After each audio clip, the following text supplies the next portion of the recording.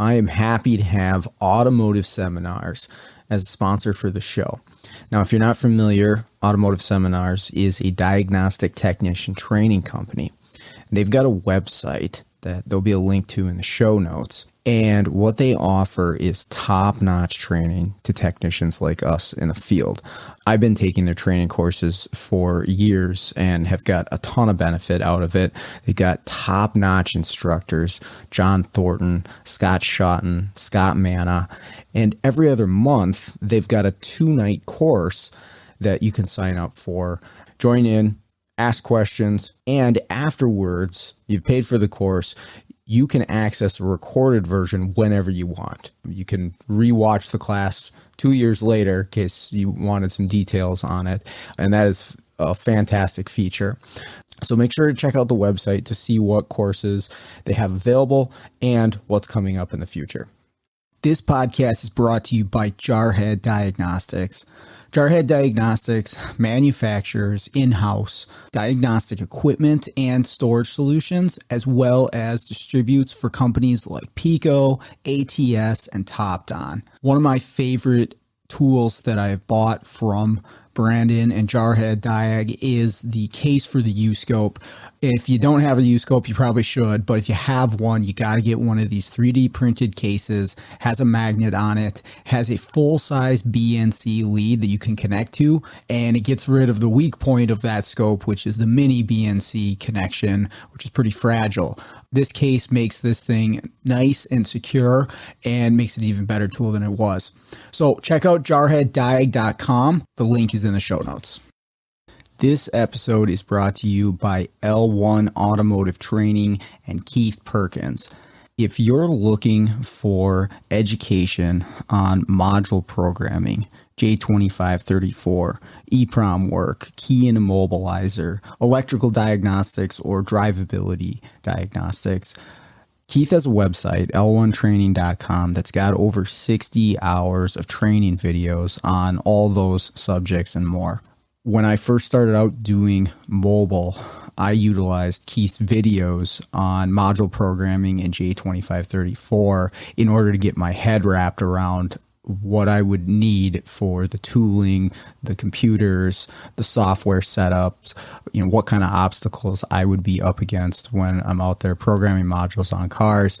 And it was a huge benefit to me. And I continue to use the training videos that he has on his website. So I strongly recommend checking out l1training.com. We have got Auto Rescue Tools and Isaac Rodell as a sponsor for this podcast. Hey guys, if you're looking for programming laptops, you want the laptop set up ready to go for programming control modules on vehicles, you need key cutting equipment, you need diagnostic tools, Isaac is your guy. Has all that stuff available for purchase, and the support that he offers along with the purchase has been outstanding. I bought some stuff from him in the past. I got my Dolphin key cutting tool from him several years back. And again, the support has been phenomenal. Helped me out along the way with anything additional I needed to make it work for me. Also, for the month of June 2023, they've got Autel updates for sale. So make sure to check that out as well. Again, that's autorescuetools.com. The link will be in the show notes.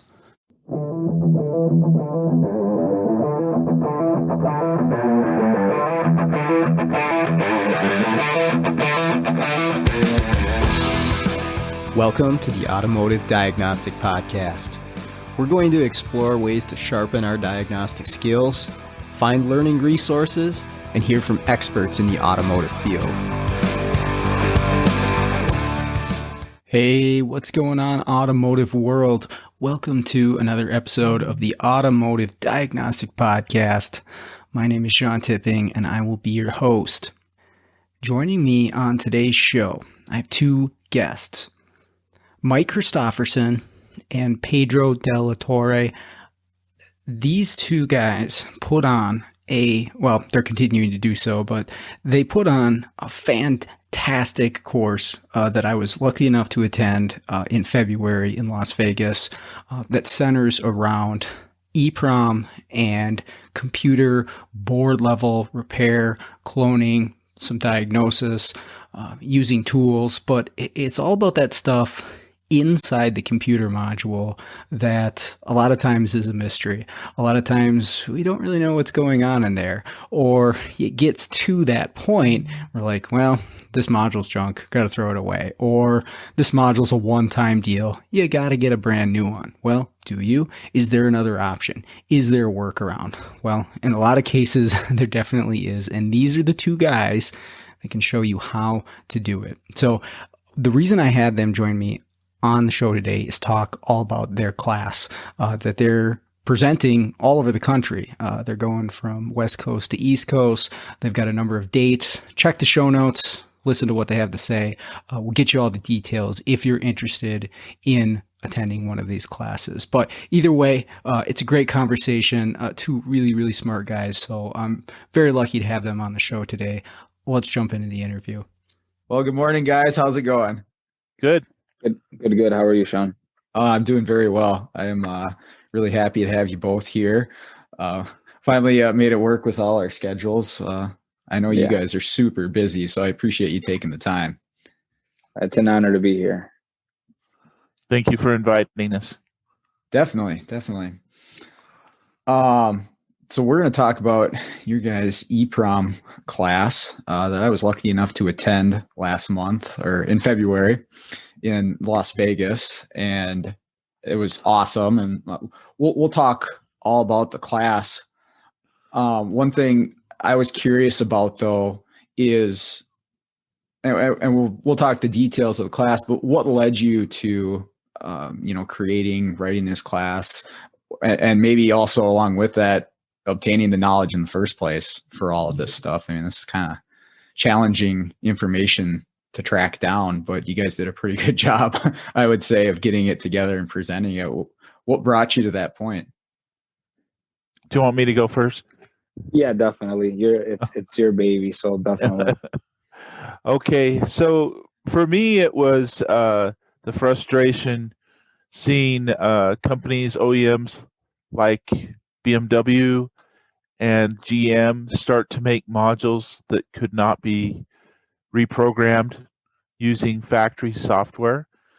That was really the genesis to me searching this out and figuring out how we can get around those roadblocks.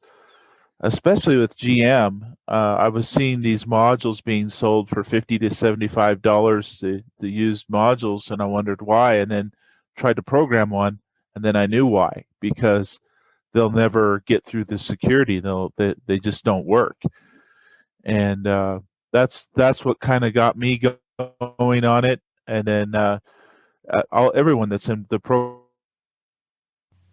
Hey everybody, what's going on? Why am I talking to you in the middle of an interview? Well, we had a Zoom hiccup. Technology is awesome, and it's a great thing. I don't have to deal with technology on a day-to-day basis in my job. Yeah, well, that's the way it goes. Anyways, you missed some of Mike's description here and a little bit of Pedro's as well, which is a huge bummer because I really enjoyed what they had to say. But here's the deal. While we're waiting for them to catch up and Zoom to figure out what's going on, if you want to hear the rest of it, I just encourage you, go take their class. Get it right from the source. You can ask them, what did I miss in that podcast when Sean's technology failed him? And they'll tell you one-on-one in person. But with that being said, I think we're about ready to jump back in. And Pedro was in the middle of him explaining the answer to the question. Got into a friend of mine, Tommy, which I think he's been a guest on your show a few times, had mentioned to me a class in South Dakota, where the gentleman, Mike Christopherson, was going to be hosting an EEPROM class. And I'm like, I've never seen publicly somebody say they're going to teach EEPROM. It's something that it's very difficult to get your hands on. It's hard to get answers on. And here's Mike willing to do, I think at the beginning, it was a 3 or 4 day class. And I jumped on it. I was really excited to go there, and there was no turning back after that. That's awesome. Yeah, it's it's tough to find this stuff because I'd done a little bit of searching prior to hearing about you guys' class, and I mean, you kind of have to teach yourself, right? Yeah. So why don't we get into what the class actually consists of? You can kind of cover some topics, and then we can expand off of that. What's the general layout? As we do this, me and Mike had agreed we definitely want to have a very open mind. We don't want to make people feel uncomfortable coming in. That was something that we both kind of just naturally do. We want somebody come in and ask all the questions that they want. Another point of this was we want to teach some routines and tooling and things that can be done repetitively successfully, but also understand what they're doing. So a lot of the class revolves around actually understanding these memory devices that you're going to be interrogating. The differences between different EEPROM families, describing their panel descriptions. That way, if you run into a problem at home or on a job, you can at least try to troubleshoot it instead of just hitting a roadblock and not understanding what could have possibly gone wrong. So now if you understand that you have something that has write protection, or if you have like a 93 family chip that you can't successfully read in circuit because it might be a difficult task to remove it, it might be organized as an 8-bit read instead of a 16-bit. And all of these things and having that knowledge on how to troubleshoot that will usually yield a lot of success in fixing a problem you're encountering. Mike brings a lot of experience to the table, a lot. I can usually toss a car at him and as a question, and he'll tell me what tool will do it. And I'm going through those motions. I'm trying to learn all the fine details through things, but man, he's the guy to go to. He's put a lot of time into this, a lot of hours, a lot of time. And that's worth a lot. And he definitely does a great job in sharing that with the students. Yeah, it's one of those things. I mean, even if you didn't, you went to the class, you got this knowledge, and you're not, doing the board repair, going in for the EEPROM stuff, just knowing how it works at the board level, I think is valuable information for diagnosing a problem, right? We get to that module, get to that box, and then who knows what's going on inside of there. We'll just replace it because I think something's wrong. But if you have an idea of what's actually happening on the board, I think that alone is so valuable to technicians today. It is. I remember when I was in UTI, one of my electronics teachers, I think I still remember his name, Mr. Chapman. He really, really did something where he talked about it's just on and off switches and zeros and ones. And of course, that's an extreme simplification. But when you're forced to just understand it's just a bunch of on and off signals that can represent a 0 and 1, and you kind of start following the map, if you may, you try to tie it all together and rationalize what's going on inside. And that always stuck to me. Try to simplify it and try to find a simple way to observe a problem. As technicians, we're not engineers, but sometimes we try to get as close as possible to an understanding of what they're doing and why, and understanding problems that might be from a module output or input that, garbage in, garbage out type of deal. And knowing what could possibly obstruct that information is so valuable. So you make a great point. Understanding what's inside a module, once we get into module repairs and maybe transistors, that in itself, even if you don't like to manipulate memory, it is a great benefit. The working on my soldering skills too. That was one of the other things that the class was definitely good for, because you do quite a bit of it in the preparation and then at the actual class too. And I think everybody in this field could stand to improve their skills there. Again, even if you're not doing board level stuff, you're going to be soldering something at some point. So, yeah, it was interesting to me. The first class we did, I had only planned on spending an hour in one of our projects building the cables to hook up to the I/O terminal devices. And it took us about 4 hours to get everybody all through it. And I was really surprised, all these seasoned technicians. But I think when we typically will solder a wire as technicians, it's a larger wire. We can use a lot more heat, a bigger soldering iron, and it's just a little bit different than when you're trying to solder to a smaller pin. Yeah, the the visor that you guys sent, that thing's super handy. It flips down, it's got a light, and it's got 2 levels of magnification. And as we all get older, that is nice to have, even if you're not working on a computer board. But I wanted to touch on that, is that you sign up for this class. It's not just what you do at the actual event, but you send some stuff out beforehand, right? Well, we had been doing that, but you are one of 2 people that actually completed the project at home. Most technicians have been really busy, I guess, and so we're not currently doing that. Gotcha. We do have some other projects. We do still send out the Electude and our own learning system, so guys can get familiar before they come. But we don't send the kits out any longer. What is the Electude? So the Electude system is a learning management system. It's used in a lot of the technical schools, and it helps them, the technician, understand electrical principles, how CAN and networks work. We also have our own content, so if someone wanted to source the product, they could actually build the cable. They could use the programming devices. They could do all the same things we sent out in the kits, but they would kind of be on their own to obtain those parts. Cool. So yeah, you can do some prep work, and yeah, that was definitely handy leading up to the class to have that information and get a little bit of hands-on. When we got in class, it definitely, after that first one that we had done, it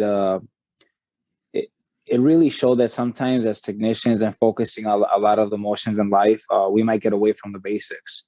So as we're trying to hook up to these boards and perform some board level testing, sometimes these basics get away from a lot of techs. So having this Electude program available for somebody to complete before they come in, it kind of refreshes them, sharpens them up. So we start discussing a CAN circuit or troubleshooting a board that we might be attempting to repair in class.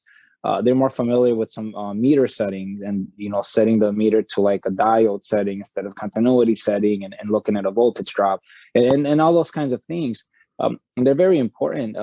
Sometimes you get into these motions of life and you just kind of forget about the basics as a tech, which is totally understandable. So we put this out there to give them the best chance when they come into class to get familiar with everything before they get their hands dirty. Definitely. So this is the majority of the time was hands-on for this class. And I mean, the first day it was 12-hour class, which seems like a long time up front, but I mean, honestly, it just flew by because we were actually working with these components the majority of the time. I definitely enjoyed that. I think most people in this trade enjoy the hands-on aspects of things, but is that difficult to manage as an instructor?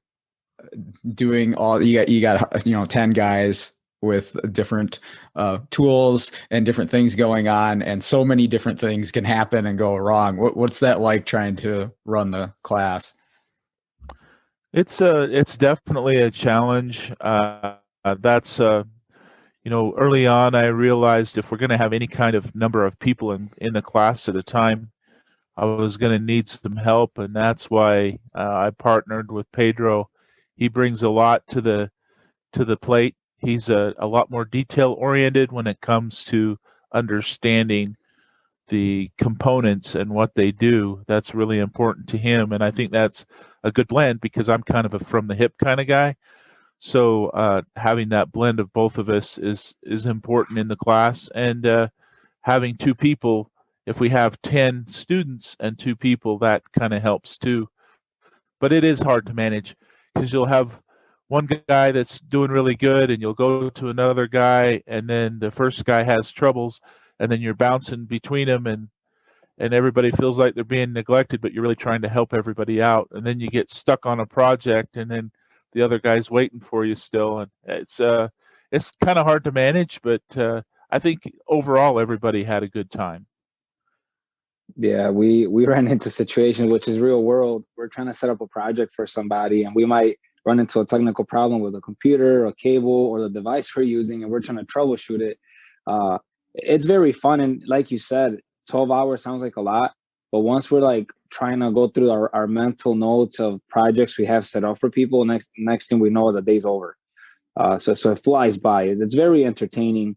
So as we're troubleshooting these problems, I like to have the students near me so they can see the different steps we're going to take, the different things we're going to try, because that's real world. You know, we could stand in front of you all day and show you 20 different computers we did a service on, but if you didn't see the obstacles we had and how we troubleshoot those, you might not get the best out of the class. So when we're there, it's very real world. Things break, things don't work. We tell you, hey, I did this on a BMW module, then you hook up to it, and for the life of us, it won't work.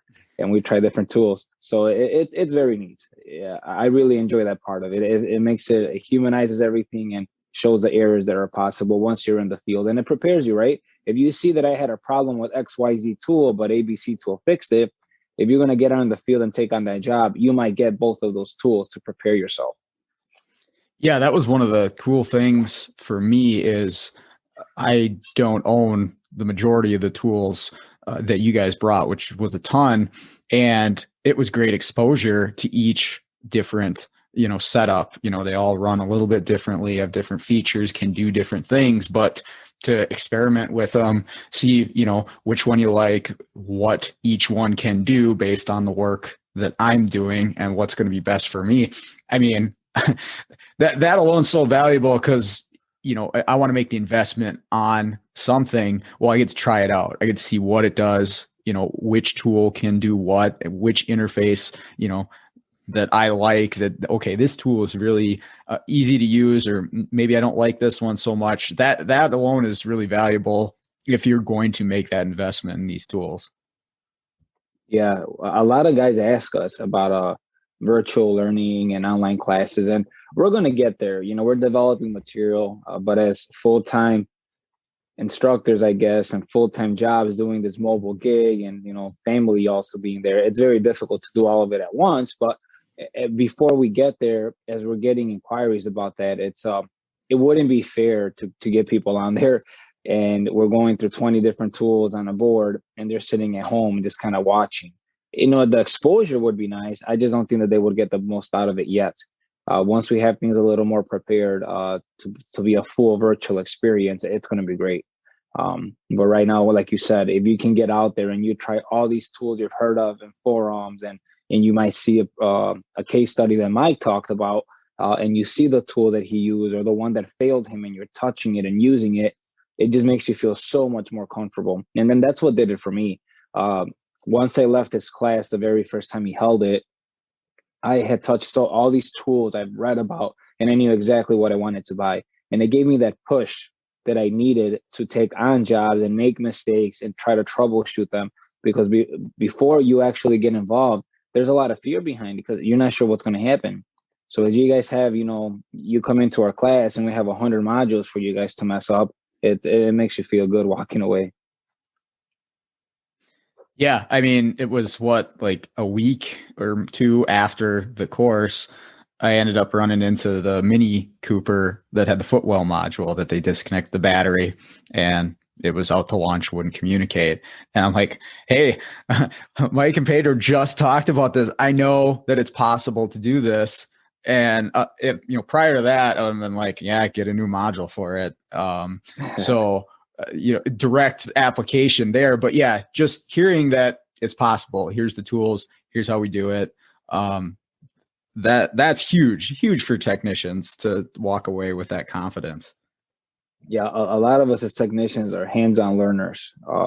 So it's very important to use it that way. I think too, another thing about this class is we learned shortcuts. For instance, we as technicians over the last few years have run into Ford changing the parameter reset on their body control modules from a timed reset to a coded reset. And it used to be there was an encode and outcode, and now that's done in the background. but it requires a Locksmith ID or a vehicle service professional credential and documentation from the customer. And that's not always practical for us as technicians. So what we've helped get developed with one of our tools we teach on is a way to actually clone that body control module one-to-one.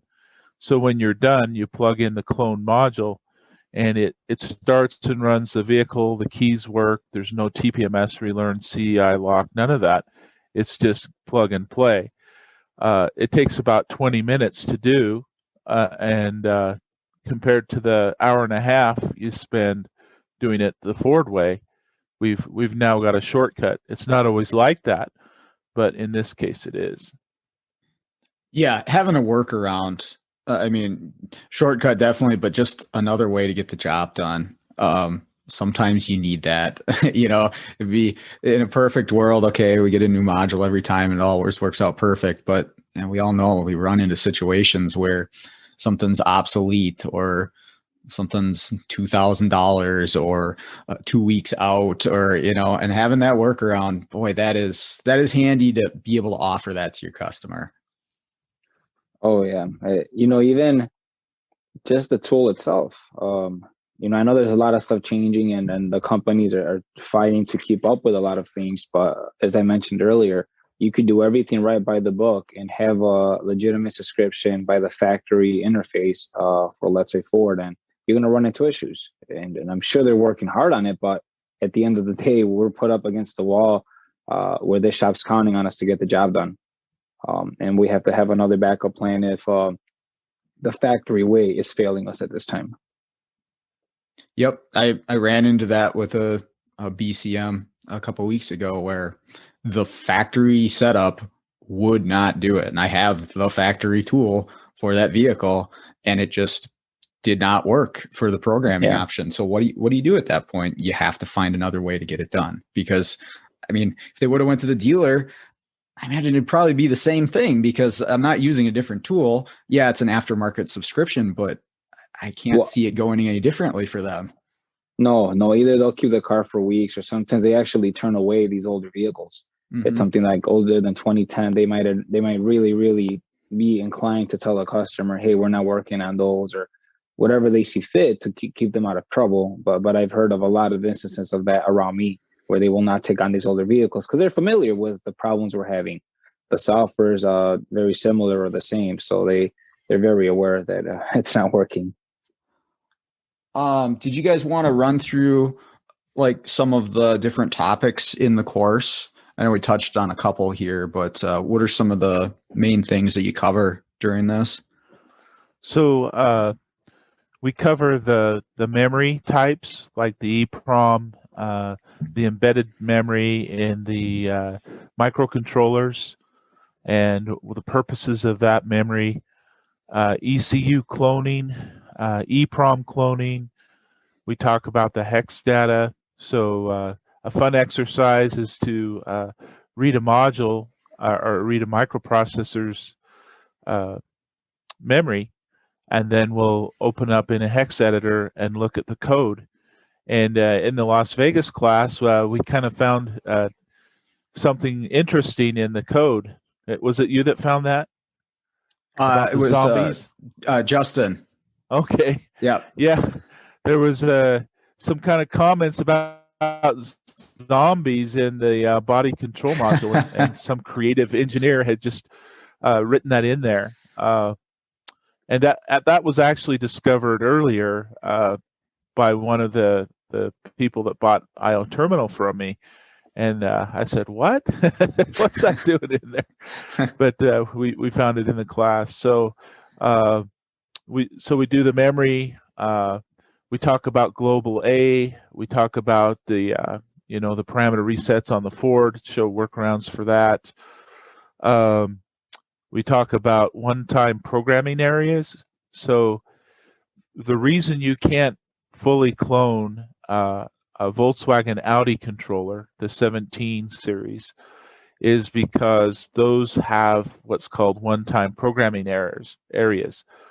And those one-time programming areas cannot be changed. So you can copy them, but when you go to program them, it just skips. And so those areas remain the same. So I've had experiences where I've cloned an Audi computer, put it in the vehicle, the car won't start because that one-time programming area affects the immobilizer. And we teach guys what tool you can use to fix that. And also, like the BMWs have the ISN code embedded, and there's certain models of their ECUs you can't clone. You can't mess with that ISN. It stays the same. We teach what tools can overcome that and make it so you can reuse that used ECU. Yeah, we definitely try to focus on all of those solutions and break it down. As we're getting into some details of certain manufacturers, we go over some of these older Toyotas that had the immobilizer system built into the engine controller, and there was no OBD functions. So by gaining access to the memory device, we can either develop a key from the stored identification in the EEPROM or try to modify that data with a new key. A lot of times I ran into this issue shortly after my first class. It was a shop calling me in a 2001 Camry that they had ordered 2 or 3 remanufactured engine controllers from another state, reputable rebuilder from their online presence. And the customer specifically was telling the rebuilder it's a non-immobilizer vehicle. And I'm sure you already imagine what I'm leading up to. They would get the modules and they would send them keys with it, which maybe it was just a habit that they had, the way they stockpiled everything. But the receipt, the invoice showed non-immobilizer. So we kind of discard the keys, put them aside, plug it in, and the car was a no start. And, with these older systems, sometimes they set a code, sometimes they don't. We didn't have an immobilizer light in this vehicle, so we didn't have a visual way of knowing, hey, it's immobilized, the module's not happy. There's even a plug missing on these non-immobilized Toyotas. So after trying to troubleshoot a couple of things to determine, was my car broken or was I immobilized, I was able to use one of the tools in class, an AR32, to fix the problem right on the job site. There's a lot of help files in there and instructions on how to overcome some issues we run into that are common. And I was able to turn off the immobilizer in that, which is the designation that we should have had, and the car fired right up. That customer could have been fighting with that rebuilder for weeks, or they would have keep sending modules. And a lot of times these rebuilders, they're really good at what they do, but there's certain areas they might be lacking on and not understanding what we're asking for. A lot of them are more just focused on physically burnt drivers. Some of them go a little more in depth. Some of them don't look at the memory. There's a lot of things that can happen. So that customer, I was able to get the job done, and they were happy that they could get back on the road. It was the only customer's car, so they really needed it back, and having to wait for these rebuilt modules was very difficult for them. Yeah, when you're waiting for something in the mail from somewhere else, you don't know what you're going to get. It's an eternity. Oh, it definitely is. So, yeah, we try to get as real life as possible. And, we talk about that example on Toyotas, how to look at their hex data, and a lot of other brands too. There's some things that can be done with VIN numbers and even identifying pins. Usually you could have a buddy at a Chrysler dealer that might help you out with something, and then that's kind of gone away. So having an older Chrysler, having a way to get the information you need to access that immobilizer system, we talk about how you can identify that in the hex data. Yeah, there was a couple of locksmiths that attended this course too. So obviously it's valuable, outside of our immediate industry. I know that there's definitely some crossover there, right, between mobile programmers and locksmiths. But a couple of the guys with the class, that's all they did was keys, and this information is still going to benefit them learning the more, I guess, automotive side. And that's the thing, that there's it's kind of we're in our own world here, kind of stuck between two places. A lot of the automotive locksmiths, they're amazing at what they do. They just have so many solutions to things, but sometimes they're not interested in the technical aspect of some things, right? They're just there. They want to get the job done and they keep it moving. So being able to bridge that with technical information and manipulating hex data and bringing all that together is very, very cool. I really love that aspect of it, where we can kind of join forces with understanding how things work and fixing them, from also resolving a lot of immobilizer issues. We had at our class in the California Bay Area, we had a BMW in the shop that we took on as a project as part of our class, and it had multiple DMEs. It had a CAS module ordered from the dealer, and they still couldn't get it started. And so we hooked up different tooling to try and figure out what was going on, and we discovered as a group that the VIN was not correct in the CAS module. And when the shop owner researched it, he found that the customer that owned that car owned two of the same year, make, and model, and when they ordered by VIN, they ordered for the wrong car. And so they can't return this module, and we had the old module, and I said, well, if you can't return it, can we open it up and copy and paste that information so that the right information's in there? And they agreed to, and so that's what we did. We mapped it out, we figured it out, soldered the points to the board, copied the original CAS, pasted it to the replacement CAS, and we just had to get everything caught up with each other. It had to associate with the DME, and then it started and ran, and it clanked and clattered until the oil pressure got up, but then it ran smooth, and it had been sitting there for 3 years waiting for a solution. Holy cow. Yeah, the shop owner ended up buying this car from the customer because he was struggling fixing it. So, what better note for all these guys to leave on than here's this dead to the world car that we brought back to life. That's awesome. Oh yeah, that was very cool. Everybody's eyes lit up, and it was just that's what you want from class, right? If we could have one of those in every class, that would be good. Yeah, man, a 3 years there sitting, that's crazy. Yeah, that's where the stuff can really shine, is situations like that. Have you guys got any pushback for using, I'm going to use a term here that I heard recently, tools of questionable origin?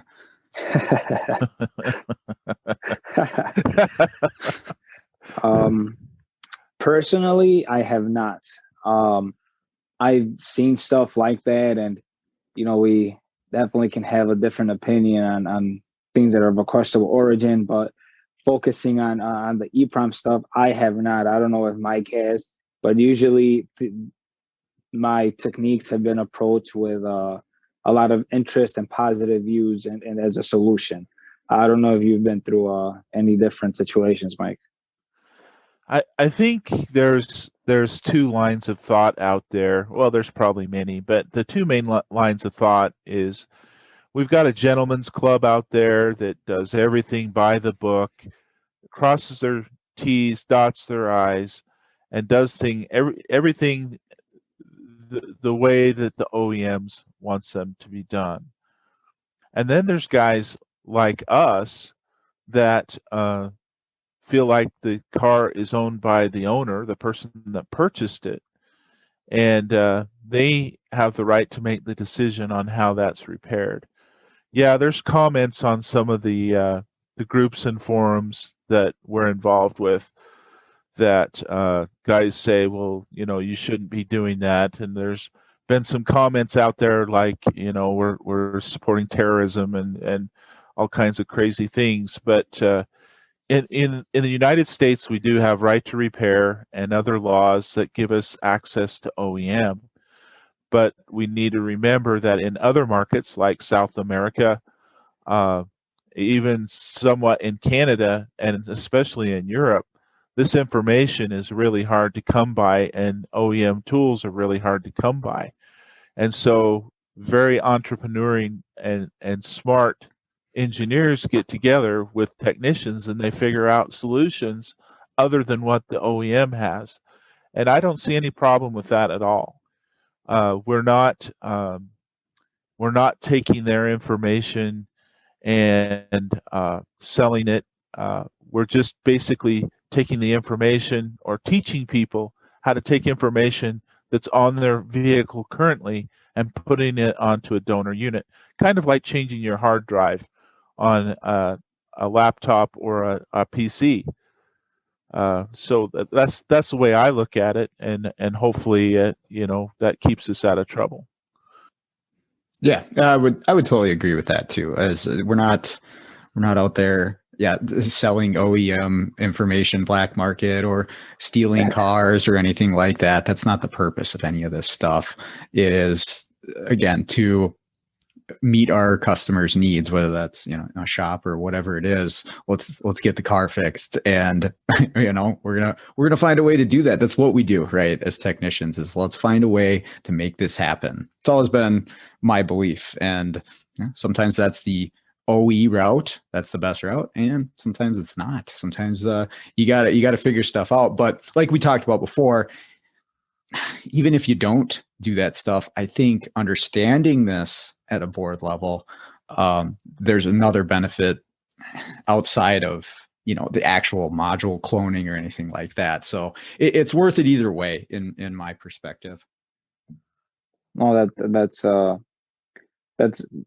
good way to look at it. A lot of interest has come to one of our classes that we're going to be offering in Chicago, and from a couple big mobile companies. And one of the responses I gave them was, well, if you're interested in coming out, it would be a good idea. Come out and look at it. Maybe you'll decide this is something I never want to do, or you might see one solution that we offer that's like, wow, we've been really struggling with it. This is exactly what we needed. Even though you've never cared for it and you always shy away from it, it could either enforce the fact that you have no interest in it, or say, hey, this is actually not what I thought at all, and I can benefit from it greatly. Well, hey, on that note, what and where are your upcoming classes? Mike has the exact location of the ones coming up on the East Coast. I keep forgetting the towns that they're in. So we have next week we're in Tulsa, Oklahoma. That's with Keith Perkins, is that correct? With L1, yep. And that's going to be on the 9th and 10th. We're going to be in Chicagoland the 12th and 13th. And then in June, so the 11th and 12th of June, we're going to be in Port Pleasant, New Jersey. And on the 14th and 15th, we're going to be in Colmar, Pennsylvania. So all over the place, huh? Yeah. And we're probably going to squeeze in another California location. I'm still getting requests for California, even though we've already done 3 classes there. Yeah, a lot of requests come in for the East Coast. Then we were slowly working our way there. We kind of had this unspoken agreement on kind of going from west to east and working our way through the country, and then kind of starting over. So we're definitely going to try that, and there's a lot of interest. So we're trying to fill it as best as possible with 2 people, and we're looking to grow and do our very best to keep everybody happy. Yeah, from what I've seen, there's quite a bit of interest and demand for this. So I think you guys got something good here. If somebody does want to attend one of these classes at one of these locations, how do they get a hold of you? How do they sign up? And if there's like a specific email, what I'll do is put it in the show notes for this episode. But who do they contact? Either Pedro or myself. My email is miklec99@msn.com, and Pedro can tell you his. Yeah, it's Pedro, Pedro, at logicautollc.com. Drop us a line, or if you find us on Facebook, you can shoot us a message. And we do our very best to respond. We'll send you a registration form, get everything processed. And I usually try to have a quick discussion with people, what area they're in, and kind of feel them out and advise them on something that might be coming up close to them, or try to get them into a class that's going to be happening very soon. So anybody that's interested, reach out to us, and we'll do our very best to get you signed up right away and get you moving so you can get on board with all this. Yeah, and again, I'll put those emails in the show notes. So anybody listening, you can just scroll down and click the email or click the link, and it should be good to go. Well, you guys got anything else you wanted to touch on? No, I think we're good here. No, I think everything, we discussed a lot of the stuff that we have going on, and I'm sure more things will change as we keep growing and then doing more. But I really do appreciate having us on here. It gives us the opportunity to share insight from the things that we're doing, maybe with people that have been skeptical about coming in. Hopefully we covered on things that have questions on, or if there's something we brought up on the show but we didn't elaborate enough, again, they also should email us, get in contact with us, and I'd be happy to discuss anything with them. Maybe something that we're going to try to do as coming into class is talk to people as you're walking into this class. What was a goal that you had, or something that you were really striving to learn coming in? And we want to interview each student before they come in, so we can touch on that everybody that comes into this class, they want to learn a certain skill set, a certain brand solution. We want to touch on that subject at least. That way when they walk out, we gave them the best out of the class possible. All right, that's going to do it for today's episode. Just want to give one more big thank you to Mike and Pedro for joining me on the show today. Really appreciate it, and I encourage anyone who's listening, if you're at all interested in taking this class, check out the show notes. The links are in there so that you can find it. But just on a personal level, I really gained something from this course. So I'd recommend it to anybody that's interested in this side of the automotive world. But other than that, let's get out there, start fixing the world one car at a time.